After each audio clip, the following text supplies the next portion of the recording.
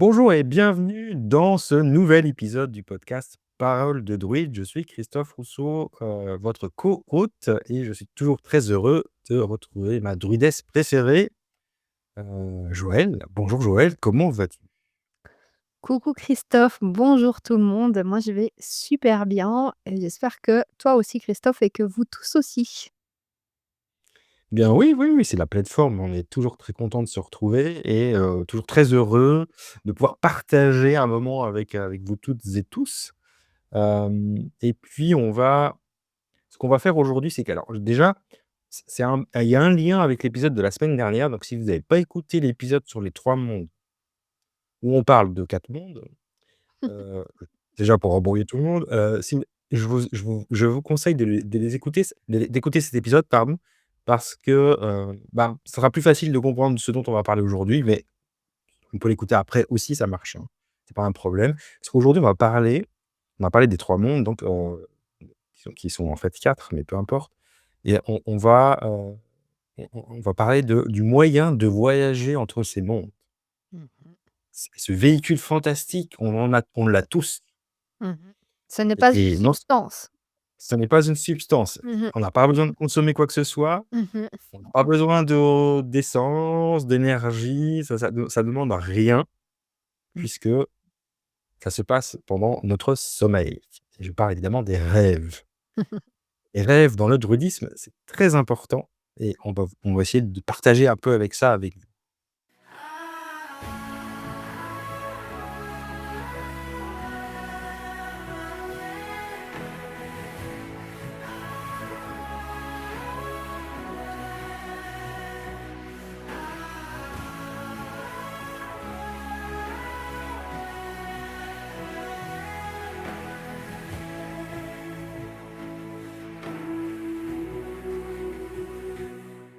Bienvenue à Paroles de Druide, le podcast où la sagesse ancienne rencontre le monde moderne. Je suis Joëlle Chautan, également connue sous le nom de druidesse Adana, fondatrice de l'école de druidisme éoriane à Baule en Suisse, près de Neuchâtel. Avec mon apprenti Christophe Rousseau, nous explorons ensemble l'histoire, les légendes et les pratiques du druidisme au XXIe siècle. Rejoignez-nous dans ce voyage spirituel où nous partageons des récits inspirants des rituels ancestraux et accueillons des invités spéciaux tout en promouvant une spiritualité de paix et d'amour. Préparez-vous à découvrir les mystères et la magie du druidisme moderne. Alors Joël, est-ce que comment tu veux qu'on commence par le rôle du rêve dans la mythologie druidique, ou, on fait un petit peu de Voilà. contexte? On peut contextualiser ça, revenir sur l'importance du sommeil et de la nuit dans le druidisme. On vous le dit peut-être même à chaque épisode, mais bon, c'est quand même c'est tellement fondamental que ça vaut la peine de le répéter. Et des fois, c'est comme ça qu'on comprend bien les choses. Si vous vous souvenez vraiment, le druidisme, c'est une vision de la vie, c'est une philosophie de vie, c'est quelque chose qui s'incarne dans la vie et c'est quelque chose de très ancien qui est basé sur l'observation de nos ancêtres et qui est souvent très logique aussi, avec un peu le langage des origines, on pourrait dire ça comme ça. Et j'aime bien cette vision du druidisme, il y a une forme de langage des origines. Et donc dans ce langage des origines, l'année commence le soir au moment du coucher du soleil. Comme l'année druidique commence au moment de la saison sombre, donc il y a la période où il y a plus d'heures en faveur de la nuit que d'heures en faveur du jour. Donc du coup, notre journée commence à nous au moment du coucher du soleil. Donc du coup, notre expérience sur 24 heures commence par dormir. Mais ce n'est pas juste dormir, parce que si on considère dormir, en fait, on s'arrête juste à l'expérience de la physicalité et du corps physique qui a besoin de se régénérer et de rétablir ses fonctions, de se reposer, qui sert en fait en gros juste à notre corps physique, qui est la pure régénération cellulaire. Et toutes les fonctions qui sont typiquement juste vécues la nuit. Mais ça serait une vision très restrictive, on va dire, de la nuit elle-même, parce que la vision druidique est bien plus vaste que juste le corps physique, vous vous souvenez, nous, on considère qu'il y a d'autres corps énergétiques qui nous accompagnent et d'autres niveaux de conscience, dans lesquels on se balade, et on en a parlé justement la semaine dernière, Christophe, en perdant peut-être quelques-uns dans la vastitude des mondes que l'on visite avec notre niveau de conscience. Et là, on va continuer sur cette voie en essayant de vous garder avec nous jusqu'au bout. Hem, En parlant du monde des rêves, et c'est le monde qu'on, visite quand on visite notre première expérience, qui est le monde de la nuit. Et ensuite après, d'après ce qui se passe dans le monde de la nuit et donc du coup à l'intérieur de nos rêves, eh bien on va tramer notre existence, donc agir sur la trame des choses. C'est un peu comme sur les programmes de fond, pour ensuite pouvoir vivre l'expérience qui va être basée dans l'action sur la trame de fond. Mais c'est comme si en fait on fait le programme de fond pendant la nuit, qui induit une expérience de le monde extérieur, mais après l'expérience du monde extérieur va être revisitée dans la nuit d'après. Donc en fait, quand on vous dit que on commence la journée avec la nuit, il faut aussi se souvenir que dans la vision du tourisme, il n'y a ni début ni fin. Donc dans l'absolu, c'est que des éternels commencements et des éternelles fins. Mais la journée, ce qu'on se passe la journée va être vécu dans les rêves, où en fait on va revisiter notre journée parfois dans les rêves, faire certains rêves qui vont ensuite tramer la journée d'après, qui va être alchimisée dans les rêves, et cetera. Donc c'est un cycle continu. Mais quand on dit qu'on commence, dans la, la journée avec le soir, c'est parce qu'en fait, on commence toujours par penser avant d'agir. Donc c'est dans ce sens-là que, on commence plutôt, le soir. C'est dans ce sens-là. Si on devait choisir un moment où commencer, parce qu'en tant qu'humain, depuis le monde de la Brède, on a besoin d'avoir un début aux choses. Si on devait choisir où commencer, on commencerait, le soir, vu qu'on pense d'abord avant d'agir. Donc on rêve avant d'agir. On rêve notre vie avant de la mettre dans le monde de la matière. Oui, ça nous ramène au premier épisode de la saison 2, où on parle de justement cette l'art de commencer les choses, Mmh.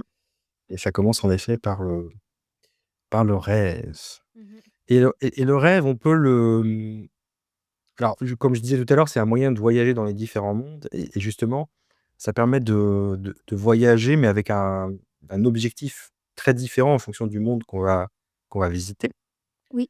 Parce que voyager, rêver dans la Brette, c'est pas la même chose que rêver dans le Gwenved ou dans la Noune. Mmh. Et puis on fait tout ça, en fait. Et puis, peut-être qu'on peut un peu expliquer ce que chaque chaque partie qu'on voyage, quelle est la fonction du rêve, et son utilité dans ces différents mondes, finalement. Mmh. Bah, comme je disais, ça dépend aussi un peu de ce qu'on a vécu pendant la journée d'avant, qui va engendrer le rêve d'après. C'est comme, notre état quand on va mourir va dépendre de ce qu'on a vécu dans la vie d'avant, mais l'état dans lequel on est quand on va mourir va générer la vie d'après. Dans le druidisme, le rêve, c'est pas juste en fait, une activité nocturne ou une occupation de notre cerveau pour, s'occuper pendant que le corps, est en train de se régénérer. C'est pas juste un fonctionnement, habituel, on va dire, heu, une forme de mise en veille active, de notre cerveau qui fonctionne la journée, puis la nuit, elle a besoin de continuer son programme. Ça a rien à voir avec ça.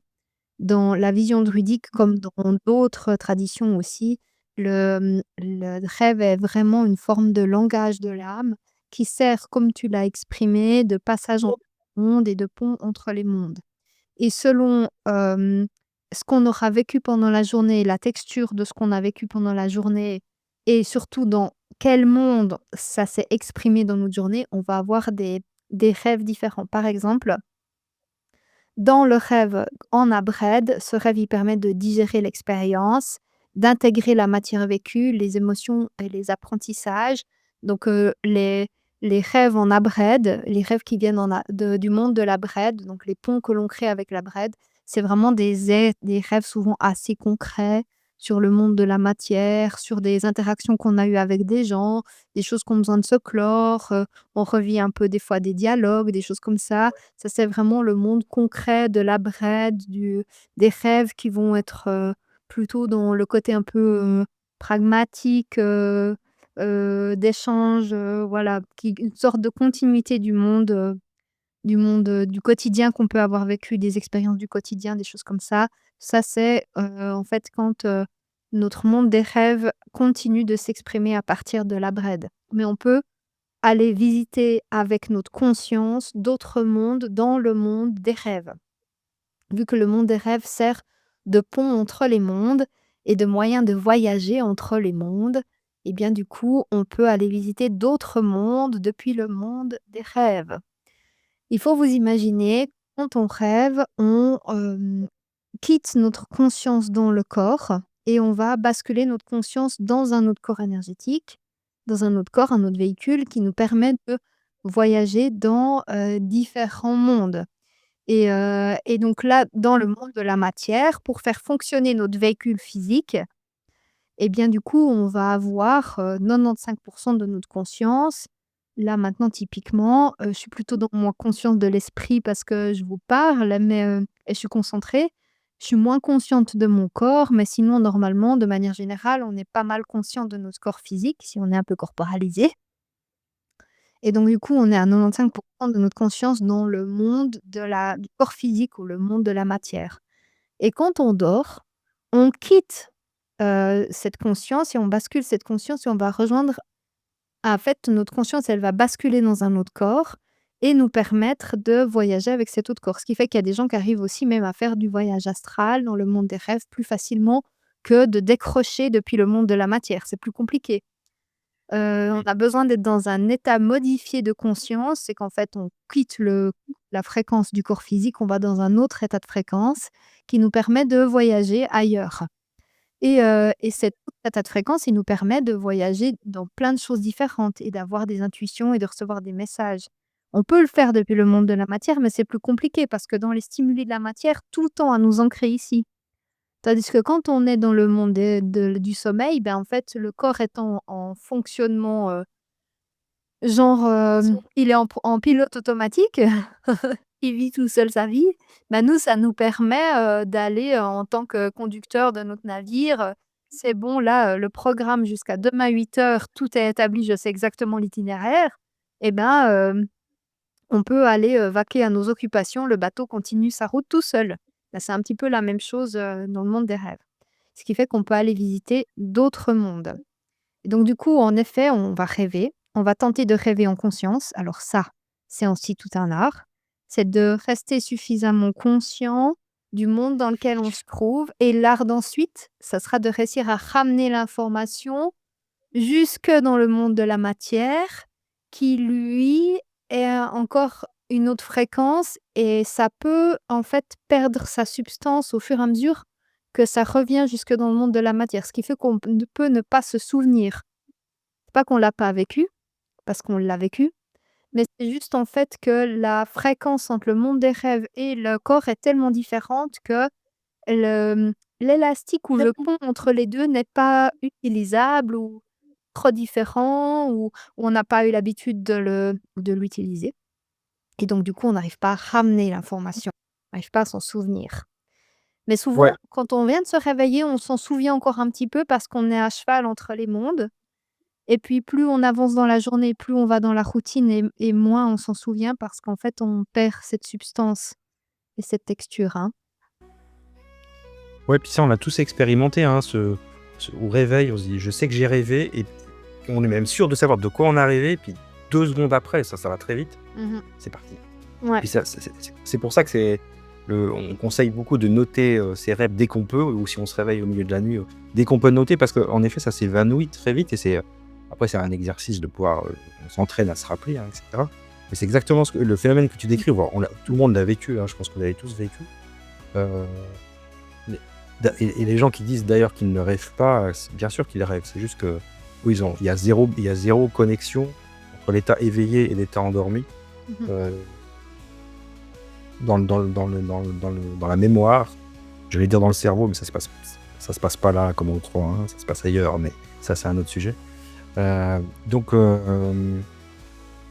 ouais, enfin, moi, je vois très bien ce souvenir de rêve qui se dissout à une vitesse incroyable et on a beau, des fois, essayer de vouloir se rappeler, on n'y arrive pas. Ça, c'est un truc incroyable. Ouais, c'est vrai et puis, ben, ça, en fait, justement, quand tu dis quand on l'écrit, ben, ça, c'est des façons de travailler ce pont, de l'écrire Oui. et ça, c'est vraiment important, il y a d'autres moyens de le faire, en y repensant, en parlant.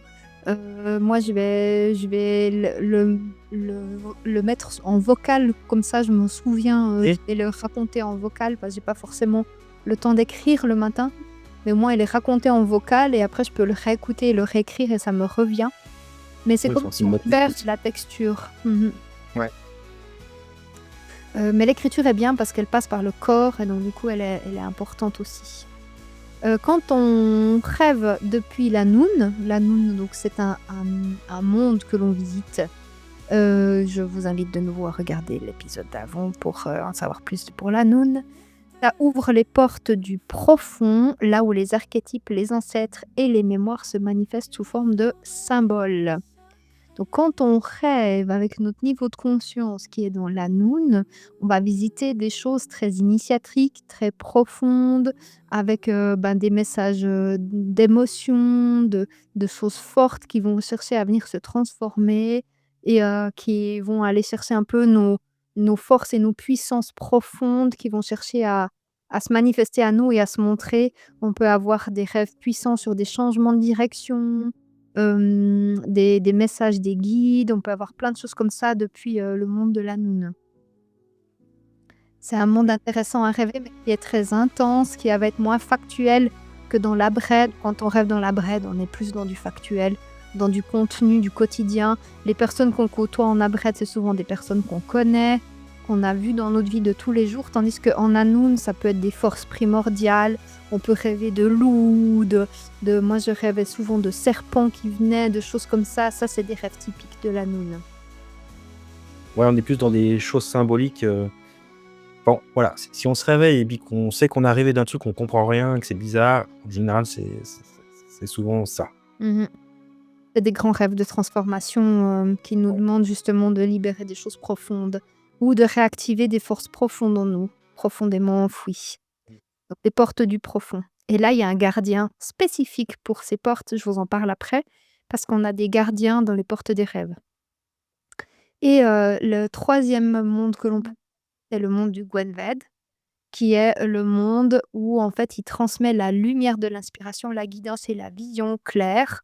Donc ça va être des rêves où on va aller voir des guides plutôt très dans la lumière et pas dans les forces archétypales profondes qui sont liées à la Noun, mais plutôt, des rêves, vraiment avec, ben, des êtres très lumineux qui viennent nous transmettre quelque chose, qui viennent, voilà, vivre des choses, enfin nous amener des messages beaucoup plus sages, beaucoup plus initiatiques, mais pas dans cette profondeur du soi, mais une forme de transcendance à l'existence qu'on va retrouver dans le monde du Gwenved, quand on voyage Mmh. dans le monde du Gwenved depuis le monde des rêves, qu'on peut tout à fait atteindre dans le monde des rêves. Et le dernier monde, bah, c'est le Kegant. Alors très difficile de l'atteindre dans le monde des rêves, parce qu'il faut avoir une acceptation de la dissolution de la notion de l'individualité ou du «je» pour atteindre le Kegant et donc du coup, on peut avoir quelques bribes qui viennent parfois. C'est extrêmement rare, on va dire ça comme ça, pour, émettre l'idée que ça peut exister, mais que c'est plutôt rare et c'est quelque chose, voilà, qui peut être, mais qui est pas le plus courant qu'on peut faire comme forme de rêve.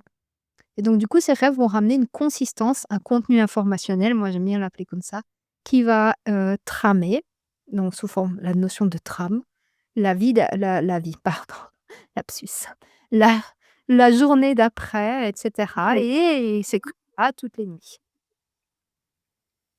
Et donc du coup, si on il y a cette idée de ces rêves, «prémonitoires» entre guillemets, je sais pas si c'est le bon terme, mais on a l'impression que enfin on a l'impression, on voit que quelques jours après, on a rêvé d'un truc qui se réalise. Donc là, on serait dans le Gwenved Hem, Pas forcément oui, on pourrait, mais après on peut accéder à ça, n'importe quel. dans la boîte aussi. Oui, bien Mmh, sûr, ouais. Mmh.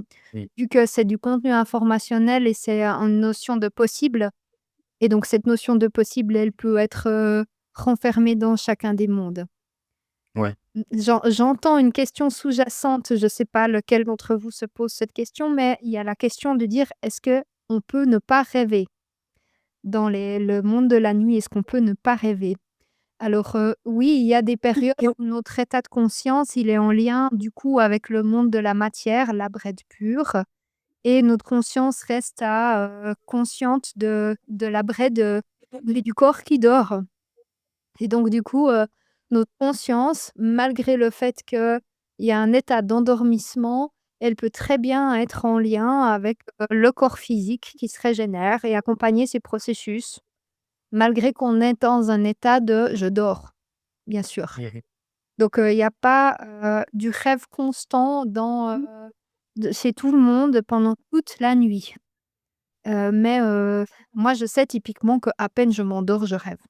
C'est instantané en fait, mon corps il adore ce monde-là et je me souviens toujours de mes rêves, enfin en tout cas en grande quantité.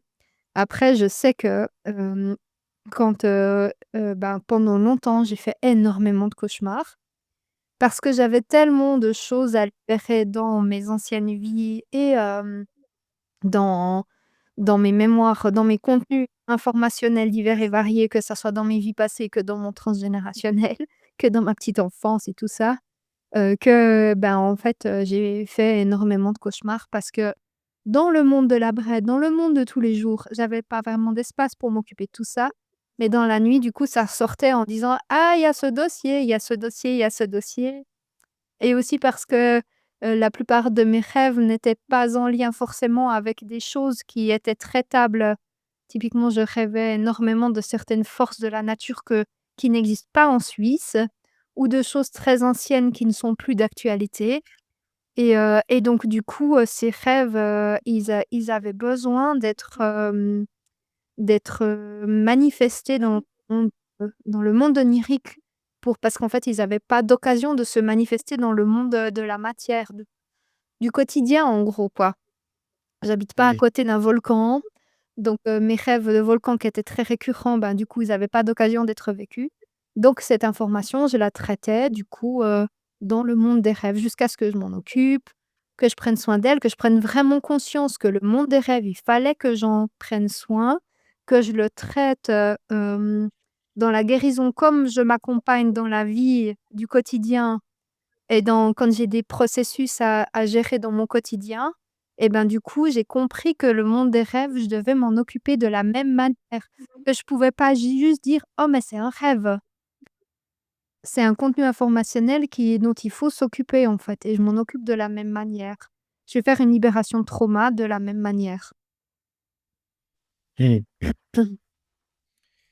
Hem, alors juste une petite parenthèse avant de passer, à la suite. Le rêve Les rêves se passent pendant le sommeil, ce qu'on appelle le sommeil paradoxal.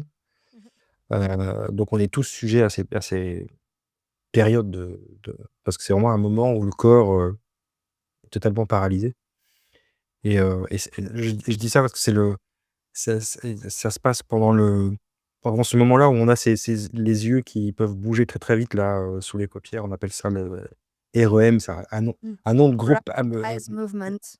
voilà, c'est un de mes groupes préférés, donc je suis obligé de parler de Mmh. REM. Rien à voir avec le sujet, mais un petit peu quand même, mais voilà. Donc c'est juste ce moment-là, hein, si on observe quelqu'un qui dort, heu, il y a ses yeux qui bougent très vite, mais qui sont fermés évidemment. C'est là qu'on sait que la personne est en train de rêver. Mmh. Petite parenthèse refermée. Hem, est-ce que du coup dans le druidisme, comment les druides utilisaient les rêves? Ben, en fait, on dit que le druide, il s'endort pas dans le sommeil, il s'enracine dans le visible pour écouter l'invisible. Donc, c'est un enracinement de l'arbre. Disons: «Je dors, je suis dans mes racines, je suis posé» et il va se mettre à écouter le monde invisible. Donc il se met en lien avec le monde invisible et avec ce monde intérieur et ce fameux autre monde. Donc il va rêver, consciemment. Disons que, voilà, il va se mettre en lien consciemment avec, son existence et ben, profiter de cet état du rêve où il atteint un état de conscience qui n'est pas soumis à l'espace-temps.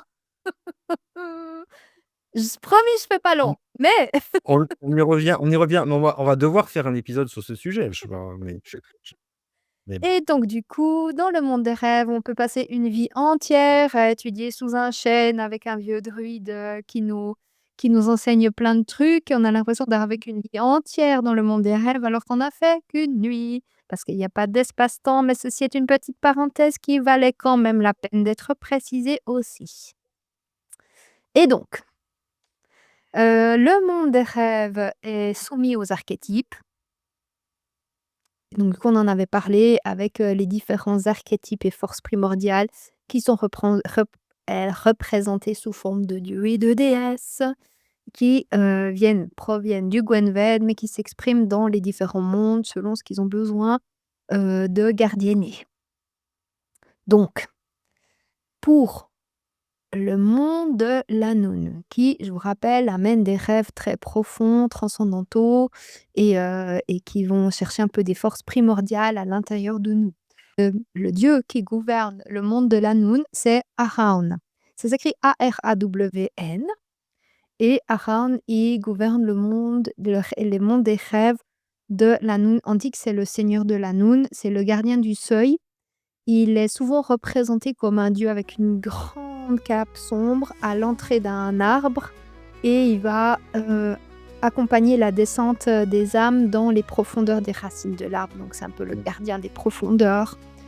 Les gens, des fois, ils ont un peu peur de lui parce qu'il a vraiment, des fois, un petit côté un peu terrifiant, mais c'est juste à l'image de ce qui nous attend à travailler là-bas au fond, hein. Voilà. Donc c'est un être, un dieu qu'on retrouve en tant que personnage dans les Mabinogion, qui sont les textes initiatiques celtiques. Et il garde la porte des rêves souterrains.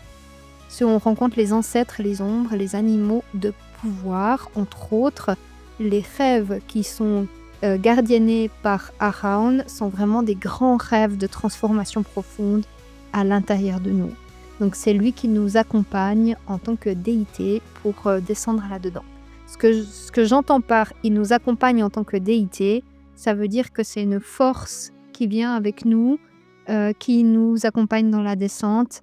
C'est toujours dans l'idée qu'on est comme guidé par une force qui nous accompagne là-dedans parce que c'est son sujet, entre guillemets. Dire, viens t'occuper de ce truc-là, on a un truc à libérer là, viens avec toi. C'est mon dossier là. C'est comme quand dans une entreprise vous devez aller voir la compta ou les RH ou tout ça, puis qu'il y a le chef de la compta et le chef des RH. Ben, le chef du monde des profondeurs, c'est Ahraun. Et quand les dossiers à traiter ils sont principalement dans ce secteur de notre entreprise personnelle, il y a beaucoup de rêves avec Ahraun. La deuxième déesse, donc elle, c'est vraiment des rêves de voyage. Quand vous rêvez que vous allez prendre l'avion, le train, que vous devez vous déplacer, que vous n'y arrivez pas, que vous aimeriez voyager d'un endroit à l'autre, que vous n'y arrivez pas, c'est la déesse. Alors il y a deux déesses qui gouvernent un petit peu ça. Il y a Rhiannon qui va être la déesse des chevaux, mais il y a aussi Epona qui est la déesse des chevaux, donc on pourrait la voir elle aussi. C'est des déesses similaires qui sont vraiment les messagères entre les mondes. C'est des déesses du thème des voyages et de passage d'un état à un autre ou de transmission de messages d'un état à un autre. Voilà. Elle préside aux rêves de passage, ceux qui nous transportent d'un plan à l'autre. C'est les rêves avec la déesse Rhiannon. Ensuite, on a des rêves qui sont gouvernés par la déesse Brigitte dans le druidisme. Alors, Brigitte, c'est la déesse de la flamme. Si vous vous souvenez, elle a 3 flammes. La flamme du corps, avec le fait qu'elle est spécialisée dans la forge. La flamme du cœur, parce qu'elle est spécialisée dans la guérison, c'est une guérisseuse. Et la flamme de l'esprit, parce que c'est une poétesse. Et donc, les rêves avec la déesse Brigitte, c'est vraiment des rêves qui permettent de mettre de la lumière dans une situation. C'est tout d'un coup, vous avez un éclairage où vous commencez à voir clair sur votre corps, où vous commencez à voir clair sur vos relations, où vous commencez à voir clair sur, les schémas de pensée et cetera. C'est des rêves qui sont insufflés par la déesse Brigitte. Ensuite, dans les rêves, il y en a encore 2. Dans les rêves qui vont être des rêves de guérison du corps, ça, c'est des grands rêves où on va chercher des guérisons profondes du corps physique et des autres corps énergétiques. C'est des grands rêves de régénération où l'âme ou le corps physique se soignent pendant la nuit. C'est des rêves qui sont, hem, accompagnés par une déesse qui s'appelle Hermède ou son père qui s'appelle Diancecht, qui est le dieu des druides, le premier dieu guérisseur, du monde, des druides. Hermède qui est sa fille, elle préside aux rêves de régénération où l'âme et le corps se soignent pendant la nuit. Voilà, elle connaît les plantes des vivants et des morts. Il y a toute une histoire avec son père Diancecht qui est pas top top, mais voilà, c'est fait partie de la mythologie celtique, voilà. Et ensuite, les dernières déesses dieux ou déesses qui gouvernent le monde des rêves, on a les déesses associées à la lune. Alors on en a plusieurs, on pourrait avoir Sirona, on a Arianrhod, la déesse de la roue et de la trame qui tourne, et aussi Ceridwen, qui est au fait une manifestation de l'énergie lunaire. Et elle, c'est vraiment, la notion de reflet que l'on va retrouver avec les déesses de la lune, où en fait on va voir des reflets de notre vie. C'est comme si, dans le monde du rêve, on va voir notre vie, mais sous forme de parabole. C'est un rêve qui va être un reflet de la réalité, mais vécu autrement. C'est un peu, c'est là aussi entre autres qu'on va avoir avec Arianrhod, qui est quand même un peu la gardienne de la destinée. C'est là qu'on va avoir un peu les rêves, comment on dit? Prémonitoires, beaucoup avec les rêves d'Ariane Rod, et on va avoir des bribes de reflets de la réalité. On va commencer, par exemple, typiquement, moi, mes rêves prémonitoires sont jamais exactement comme ce qui passera le lendemain, mais ça va être le même contexte ou la même situation ou la même personne, mais pas exactement la même situation. Mais donc du coup, moi, je sens dans la texture quand c'est du prémonitoire, c'est une texture très particulière, le rêve.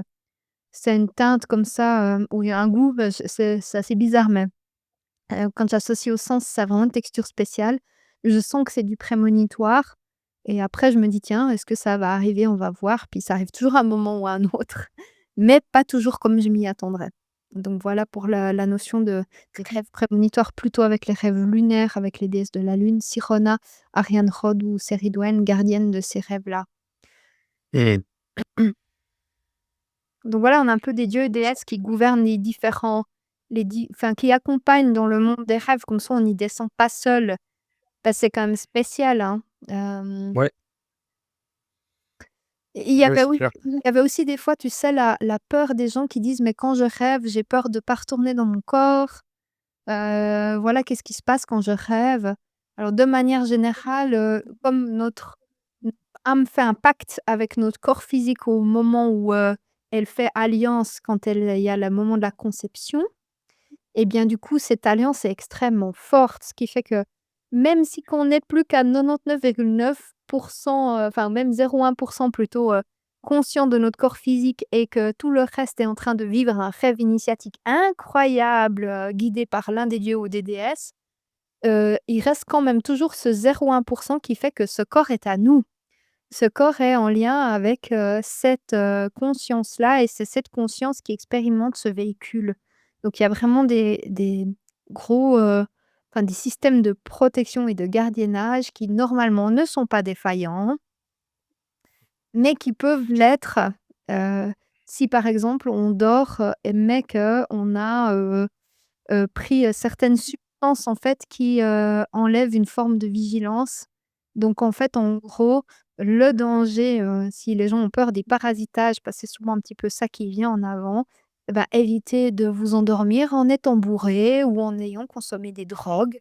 Ça évitera d'être parasité le lendemain matin au réveil ou de se réveiller avec un gros poulpe sur la tête. Et c'est pas que imagé. C'est pas juste une image. Non, non, vous vous êtes sûrement déjà réveillé avec la sensation d'avoir un poulpe sur la tête avec, Ouais, les les fameux tentacules qui font comme ça et puis que c'est pas du tout agréable. Faut pas te Fa plaindre après, hein. hem, il y a alors moi ça m'est j'ai déjà expérimenté les rêves conscients, mais j'ai pas ça c'est jamais quelque chose de enfin, jusqu'à présent, ça a jamais été quelque chose de volontaire, mais je sais que peut-être toi tu le pratiques, on a la possibilité d'être capable de rêver consciemment Mmh.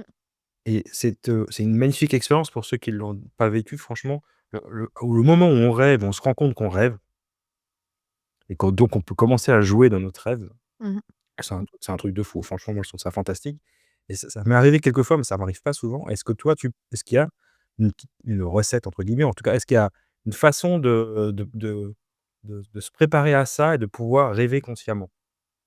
Alors oui, généralement, c'est, en ayant dans l en fait, en moment de notre conscience physique de se dire: «Ben, si je vois telle chose, je réalise que je rêve». Enfin, il faut mettre un peu des ancres comme ça. Donc Ah ouais? par exemple, si je vois mes mains, ça veut dire que je rêve. Si, je vois une pierre verte, de telle forme, je réalise que je rêve. En fait, c'est un peu il faut mettre faut préparer à l'avance des ancres qui font que notre conscience switch malgré qu'elle est dans le monde des rêves, mais ça, il faut les préparer un petit peu à l'avance. Ah oui, c'est intéressant. Ouais, j'aime bien l'image des encres, hein. Ouais, des ancres dans le sens des hameçons un peu, hein? C'est dans ce Oui, sens-là oui, de tout à dire, fait. ouais, c'est un peu, des choses qu'on pose comme ça, puis on se dit: «Ah tiens, si je vois ça, ça veut dire que je rêve». Surtout, quand on est sur des cauchemars récurrents, ça vaut la peine d'avoir Ouais. le potentiel de les transformer. L'autre jour, j'ai ma nièce, qui me dit: «Ah, tata Joël», elle est petite, «J'ai encore fait un cauchemar, mais toi, tu as des pouvoirs magiques, alors, dis-moi comment je peux faire pour ce cauchemar?» et trop chou. Puis en fait, ce que j'aurais envie de dire aux enfants quand il faut des cauchemars, c'est qu'il faut jamais rester avec le cauchemar. Donc il faudrait jamais dire à un enfant: «Oh mais c'est juste un cauchemar, t'inquiète pas». C'est non, en fait, un cauchemar, il se traite comme n'importe quel trauma et donc si on fait un cauchemar, qu'on soit adulte ou enfant, il faut toujours aller vers une résolution positive quand on se réveille. Ouais. Donc si par exemple, je rêve d'un truc terrible et que je me réveille pas bien, il faut que dans le monde conscient, je continue le rêve. Et je le pense, je le visualise et il y a une résolution positive de mon rêve. Je retrouve les personnes perdues, je ramène à la vie quelqu'un, ou j'arrête le truc avant que ça se passe, ou n'importe, tout ce que vous voulez dans votre imagination, c'est bien légal. Mais aller vers une résolution positive, du cauchemar parce qu'en fait, il vient montrer quelque chose de profond qui a besoin d'être résolu. Et si on le laisse en suspens, on dit: «Oh, c'est juste un cauchemar!» Bah, en fait, on va pas du tout sur la résolution et c'est la voie ouverte à ce qui revienne en boucle, pendant, des années et des années et Ouais, ça c'est expérience terrible, hein. faite, moi, j'en ai vraiment souffert quand j'étais petite parce que, ben, autour de moi, mon entourage n'était pas formé à l'accompagnement des cauchemars et moi, j'en ai fait mais je en fait, c'est arrivé au point que je voulais plus dormir parce que je savais, comment ça allait être horrible ma nuit et donc du coup, j'étais devenue insomniaque. Je voulais plus m'endormir le soir parce que je savais ce qui m'attendait dans l'autre monde et c'était horrible, mais je veux même pas vous expliquer tellement c'était affreux.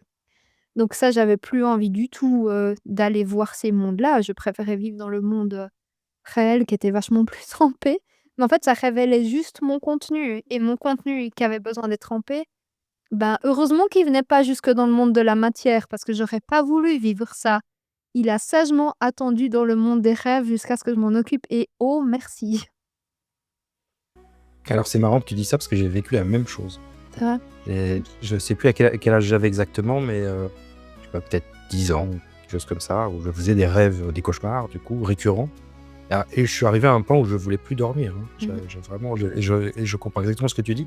Je trouve ça terrible et alors moi en plus, c'était très intérieur donc je n'en parlais pas et du coup personne ne pouvait m'aider et puis c'est parti avec, en grandissant mais ça a duré quand même un long moment et je trouve ça terrible donc je pense je pense que c'est vraiment une bonne clé, un bon conseil que tu donnes. C'est que vraiment si on a ces cauchemars, et qui reviennent, ouais, il faut vraiment les traiter comme des vrais traumas. Mmh. Ouais, Ouais, surtout si vous avez des très bonne remarque. enfants ouais, surtout si vous avez des enfants qui font des cauchemars, mais ne les laissez Ouais. pas faire des Ou, cauchemars, sans c'est s'en occuper. c'est la terreur, quoi. Mmh mh. C'est terrorisant. Mmh. J'avais une autre question, Joël, c'est sur les Oui. rêves, parce qu'on a parlé des rêves en dormant. Puis il y a les rêves où quand on dort pas, les rêves de jour, les Mmh. daydreaming comme disent les Anglais, où on est un peu entre 2 eaux là, où on a tous vécu un peu ça. Est-ce que c'est c'est le même phénomène ou c'est quelque chose qui n'a rien à voir finalement? Parce que là, le corps se repose pas. On est en Ouais. général assis ou même en marchant dans une forêt, parfois on part tellement loin que on va dans un autre monde, n'est-ce pas? Mmh. Alors, c'est du basculement de conscience. C'est Ouais. le corps qui déconnecte et la conscience qui va aller basculer dans un autre monde, soit le monde des émotions parce qu'il y a des sujets à traiter, soit dans le monde, de l'esprit parce qu'il y a des sujets à traiter et ça, on le voit aussi, par exemple, moi, quand je suis en soins, pour pouvoir être pleinement avec la personne quand je suis en soins, j'ai besoin de pas avoir trop de contenu à traiter dans ma vie quotidienne. Je suis incapable d'être en soins si je viens d'apprendre une mauvaise nouvelle et puis que émotionnellement je suis pas mal activée. Je peux pas être, en soins pleinement avec la personne parce qu'en fait, consciemment, j'arrive pas à habiter l'espace de soins et d'être pleinement en conscience avec ce que la personne dépose et être disponible pour elle. Donc c'est un peu la même chose et on voit ça par exemple avec les enfants qui, ne trouvent pas de sens à leur quotidien à l'école et qui vont, basculer dans le monde des rêves et aller, justement dans les nuages quand ils sont à l'école. Parce qu'en fait, n'ayant pas de sens à l'expérience proposée dans le monde de la matière, ils vont aller consciemment ailleurs où il y a plus de sens, ou plus de magie, ou où c'est plus agréable pour eux quand par exemple la matière est dévisitée ou, où la matière, elle est, comment on dit, pas dévisitée, elle est, hem, voilà, on sort du lien avec la matière, on la quitte parce qu'il y a trop de douleur dans la matière. Typiquement, je pense à des moments où on vit, voilà, si par exemple, quelqu'un se fâche contre moi, j'aurais tendance à déconnecter et puis à partir dans l'autre monde et à me fragmenter, en fait, j'ai plus le terme, mais c'est un terme de trauma. À dissocier, voilà. Et donc du Dissocié. voilà, parce qu'en fait, c'est trop dur d'être dans le monde de la matière, donc en fait, on va partir dans différents mondes. Mais bref, ça, en fait, c'est un gros, gros thème, parce qu'il y a différents types de dissociation et on peut partir différemment. Mais oui, bien sûr, sauf que dans le monde des rêves, donc quand on dort, clairement, c'est Ouais. fait pour se balader et c'est pas une dissociation qui est issue par un trauma, mais c'est quelque chose de naturel par rapport à d'autres Mmh. états qu'on peut avoir en journée où la personne peut être perpétuellement dans le monde des rêves, mais tout simplement parce qu'il y a trop de trauma dans le monde de la matière et qu'elle peut plus, gérer la souffrance générée par le monde de la matière et donc du coup elle va partir ou alors, on a, des personnes qui partent parce que simplement c'est poétique, c'est beau, la balade en forêt, et puis c'est calmant et donc du coup ça permet d'aller visiter des mondes qui nous font du bien. Tout simplement en fait, on va là où on a envie d'aller. Ouais, c'est juste, ouais. C'est très intéressant. Alors on va pas vous donner, on n'est pas des experts des rêves, on va pas vous donner 50 recettes, pour gérer vos rêves ou, des choses comme ça, mais est-ce que tu aurais un le enfin, tu as dit tout à l'heure, c'est intéressant, ton expérience, elle est intéressante, c'est qu'est-ce qu'on fait comment fait-on pour se rappeler de nos rêves?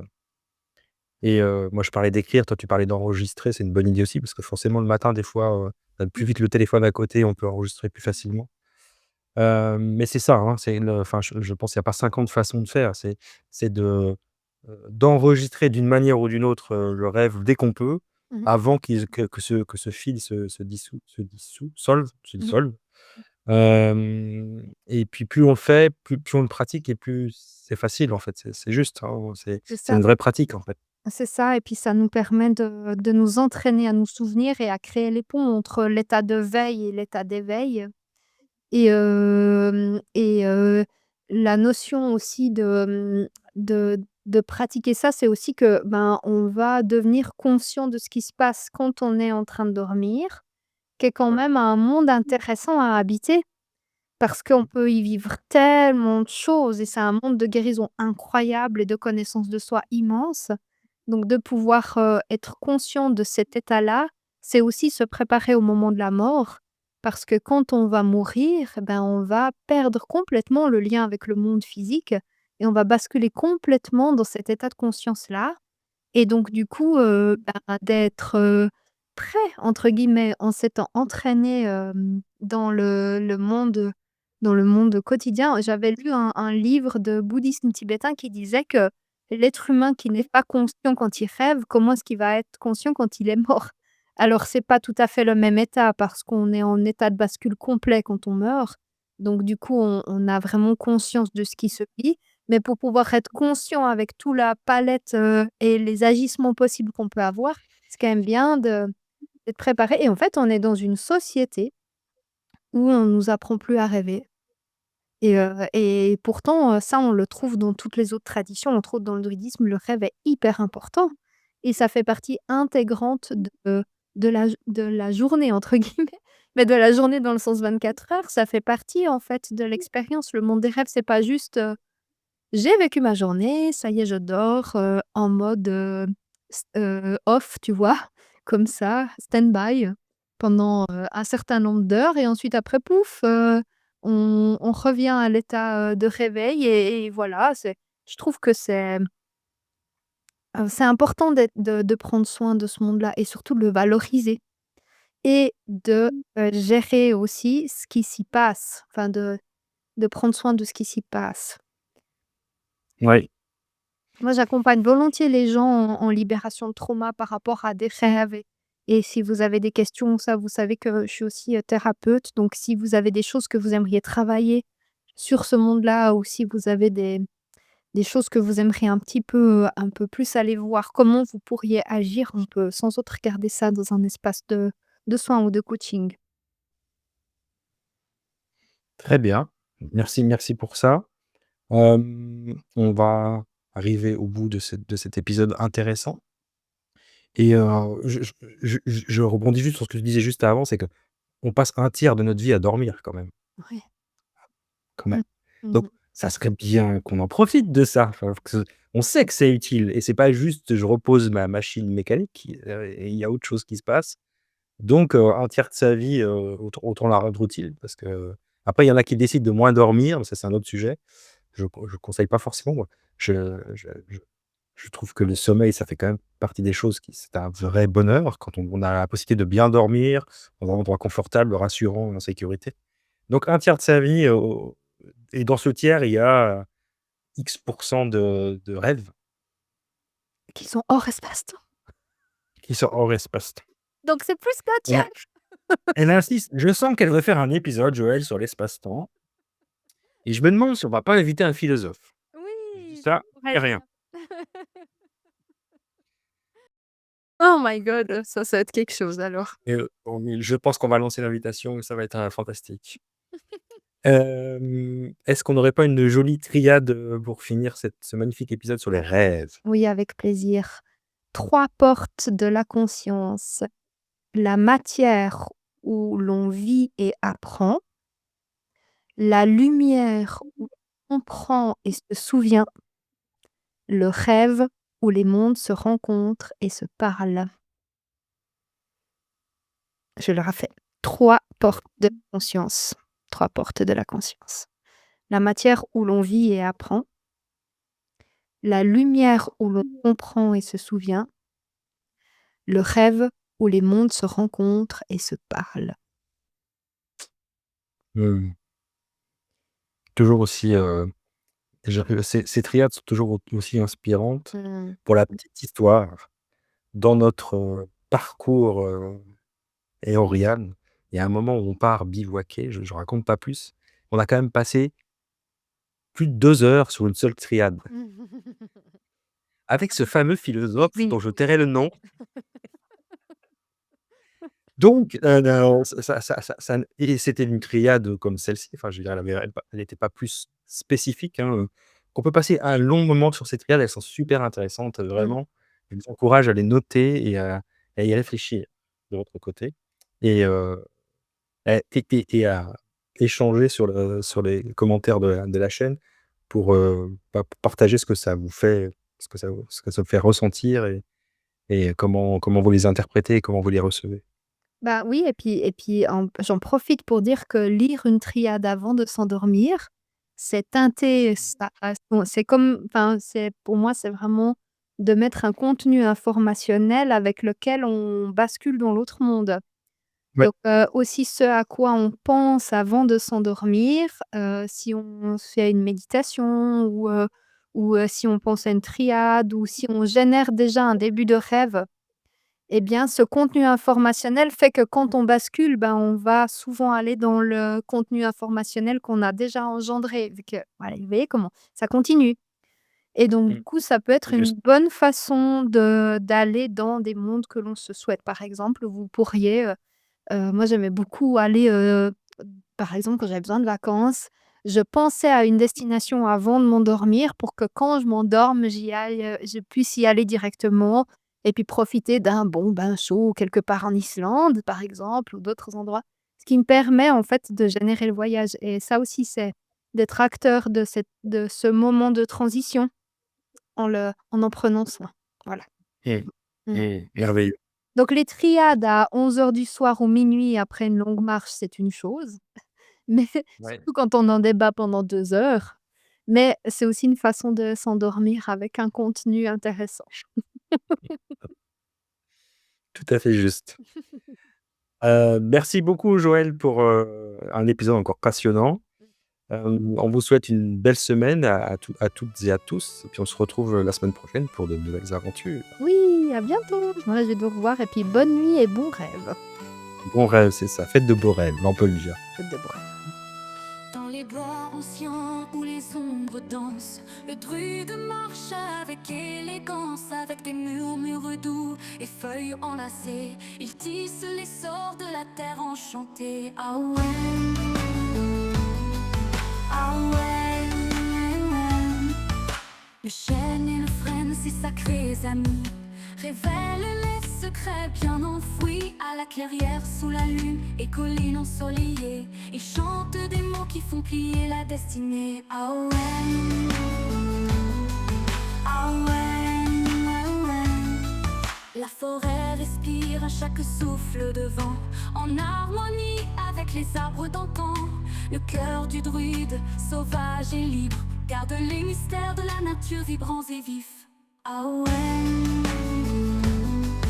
ah ouais, ouais, ouais.